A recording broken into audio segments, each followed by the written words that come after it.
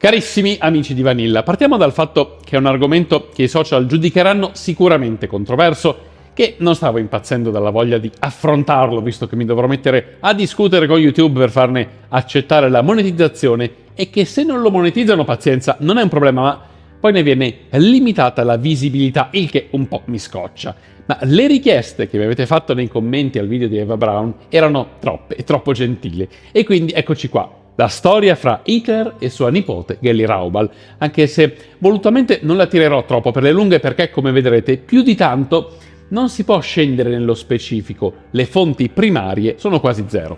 Prima di cominciare ringrazio gli oltre 760 abbonati al canale di Vanilla, ci consentite di affrontare con un altro spirito anche questo tipo di argomenti, e quindi grazie davvero a tutti, qualsiasi tipo di piano abbiate scelto. E ora cominciamo.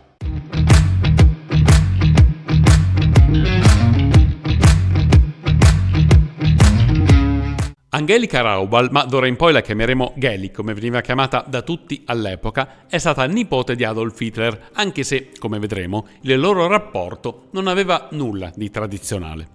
Geli è figlia di Angela, sorellastra di Hitler per parte di padre, e nasce a Linz nel 1908, 19 anni dopo lo zio Adolf. La famiglia si trasferisce presto a Vienna, ma il padre viene a mancare dopo poco. Quando Geli ha 15 anni, siamo nel 1923, Adolf Hitler viene nominato suo tutore, lei lo chiama lo zio Alf, e in quel momento inizia un rapporto fra i due che diventerà quanto di più tossico e difficile si possa immaginare. Non ha nulla a che vedere con il rapporto zio-nipote, per intenderci. Siamo negli anni 20, un periodo caldo per Hitler che ancora non lo vede affermato come politico, esponente del NSDAP, il Partito Nazionalsocialista Tedesco dei Lavoratori, che passa dall'essere una piccola compagine bavarese di poco conto a una delle forze politiche emergenti della Germania. Nel 1927 Adolf Hitler è sempre in giro per comizi e incontri e Geli inizia ad accompagnarlo. Sono insieme a Norimberga, a Berlino, ad Amburgo, a Weimar e in molte altre località, e spesso li accompagna anche Rudolf Hess, uno dei gerarchi che diventerà uno dei cardini della politica nazista degli anni successivi. Geli termina le scuole superiori e nel 1927 si trasferisce a Monaco per studiare medicina, ma la vita sociale che fa con lo zio la distoglie totalmente dagli studi, che infatti lascia dopo pochissimo tempo. Subito dopo essersi iscritta, abbandona per formarsi come cantante. Hitler le paga le lezioni di canto, prima con il maestro di cappella Adolf Vogel e poi con Hans Streck. Geli e Adolf sono inseparabili, vanno a teatro, viaggiano, mangiano e incontrano moltissime persone. Qualcuno inizia a sospettare che ci sia qualcosa di più di un rapporto zio-nipote, ma nessuno si azzarda a dire niente. La ragazza finisce spesso nelle fotografie di Heinrich Hoffmann, il fotografo di Hitler, che sarà anche lui esponente politico di spicco del nazismo e che ha una grande considerazione di Geli.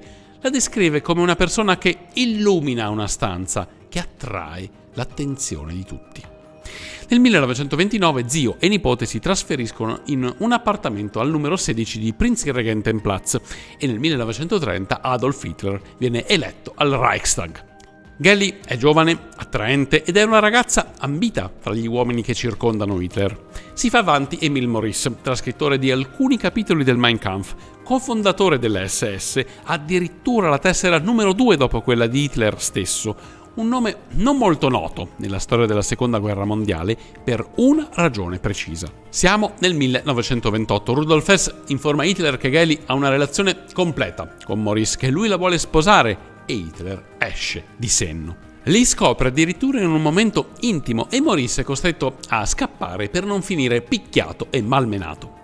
Hitler licenzia l'autista, lo relega a un ruolo minore, anche se non lo caccia dalle SS, e la storia politica di Maurice, potenzialmente un gerarca di primissimo livello, si riduce a quella del più semplice gregario. Tolto di mezzo l'amante, Geli è ormai una questione personale di Adolf Hitler e le voci si diffondono, incontrollate. Dove inizi la verità o dove inizi la leggenda noi oggi non lo sappiamo. Lascio alla vostra sensibilità credere alla versione più o meno incestuosa del rapporto. Gelli vive una vita alla totale dipendenza del volere dello zio, che non le fa mancare nulla nella sua gabbia dorata, ma che rimane pur sempre una gabbia. Se Gelli chiede di tornare a Vienna, lui lo impedisce categoricamente. Se vuole uscire, le impedisce in uno o nell'altro modo di andare fuori.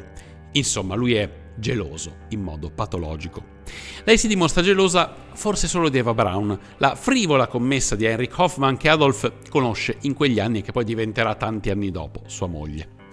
Sono dipendenti l'uno dall'altra, zio e nipote. Forse hanno anche un'intesa intima, ma questa è una congettura che facciamo oggi. All'epoca la relazione non era ovviamente dichiarata.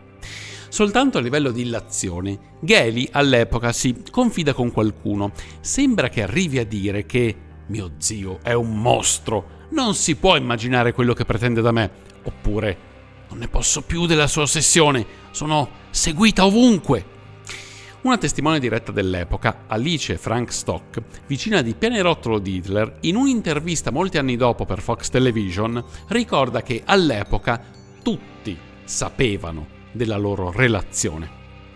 Adolf Hitler asfissia la ragazza con un controllo totale, un controllo che il politico mostrerà anche nelle forme mostruose che ben conosciamo legate alla dittatura nazista sulla Germania e sui territori conquistati. La vuole controllare, ma ne è ossessionato. Senza troppi dubbi possiamo dire che ne è follemente innamorato. Se poi questo amore si traduca anche in una relazione di tipo fisico, non è dato sapersi. Il rapporto fra i due va avanti in modo morboso e malato fino al 18 settembre del 1931, quando Angelika Raubal si spara un colpo al petto con la pistola dello zio, una Walter, nel loro appartamento di Prinzregentenplatz. Le donne di servizio che lavorano in quella casa di 9 stanze affermano che la mattina del 18 settembre c'è stata una discussione fra Raubal e Hitler. Hitler spiegherà poi che sua nipote voleva esibirsi come cantante e per questo avevano litigato. Suo fratello Leo Raubal, che una settimana prima aveva fatto un'escursione in montagna con Geli, ricorda di non aver notato nulla di strano, niente che facesse pensare a quel tragico epilogo. Sia come sia, la morte della ragazza viene classificata come suicidio. L'autopsia afferma che la morte è dovuta a un'emorragia polmonare e che il corpo è stato scoperto ore dopo la morte. Strano che nessuno del palazzo abbia avvertito le autorità dopo uno sparo fragoroso. Il magistrato che segue il processo, Franz Gürtner, è e sarà un fedelissimo dello stesso Hitler, ministro della giustizia fino alla sua morte avvenuta nel 1941. Difficile pensare che metta in dubbio le parole del suo capo e mentore politico. C'è chi dice che la ragazza abbia il naso rotto, chi afferma che sia incinta, chi semplicemente dice che non ce la facesse più a vivere come una reclusa e abbia deciso di farla finita. Sia come sia, per Adolf Hitler è un colpo tremendo e da lì in poi il dittatore cambia radicalmente. Hermann Göring al processo di Norimberga sostiene che, a partire da quel giorno, Hitler cambia per sempre il modo di relazionarsi con gli altri. Dichiara che la morte di Geli ebbe un effetto devastante su Hitler, mentre Heinrich Hoffmann afferma i semi della disumanità iniziarono a crescere in Hitler. Non tutti però sono d'accordo con la semplice ipotesi del colpo inferto da sola. Il Münchener Post formula un'accusa precisa con un titolo che è chiarissimo. Il 18 settembre del 1931 Hitler ha sparato alla sua amata nipote, Geli Raubal, 23 anni. L'omicidio è stato archiviato come suicidio dal ministro della giustizia bavarese, che è un alleato politico. Franz Gürtner aveva bloccato il procuratore e reso il processo impossibile, facendo archiviare il caso come suicidio. Come ho detto prima, sarebbe diventato in seguito ministro della giustizia del Reich, ma il giornalista che conduce l'inchiesta, Fritz Gerlich, viene arrestato, picchiato e portato nel primo campo di concentramento tedesco per prigionieri politici Dachau e poi viene fucilato nel 1934. Il corpo di Geli Raubal viene sepolto a Vienna, mentre la camera della nipote viene resa un piccolo mausoleo da Hitler, che fa realizzare un suo busto da Ferdinand Liebermann e si accompagna di diversi ritratti sia nella camera da letto di Monaco, sia nel Berghof sulle Alpi Salisburghesi, oltre che nella futura cancelleria di Berlino. Oltre all'ipotesi di Gerlich, che faceva parte dell'opposizione intellettuale al regime nazista con il movimento della Rosa Bianca, c'è un'altra testimonianza che però va presa con le pinze.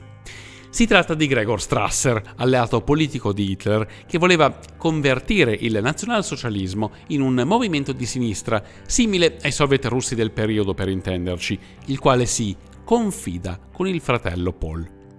Strasser gli dice che Hitler ha ucciso Geli nell'impeto di un litigio che è crollato subito dopo e che ha passato con lui 3 giorni e 3 notti di seguito per impedire che si suicidasse.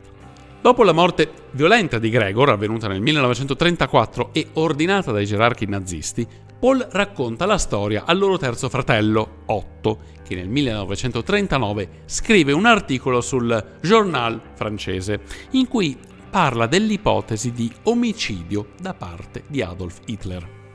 Dopo che l'articolo viene pubblicato, Otto Strasser riceve da Monaco una conferma da padre Pant, il quale dice in una lettera di aver presieduto all'inumazione della ragazza in terra consacrata, confermando che non si sia trattato di suicidio. Ma queste sono affermazioni che vengono dalla parte avversa politicamente ad Adolf Hitler. Non si possono prendere come fonti dirette e affidabili al 100% riguardo i fatti. La magistratura dell'epoca ha preso la sua decisione e va rispettata, anche se visto il periodo e visto i personaggi coinvolti, è molto più che legittimo avere alcuni dubbi sulla veridicità di quanto scritto nei verbali.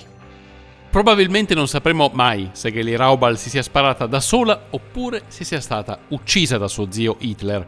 Fatemi sapere voi cosa ne pensate qui sotto nei commenti.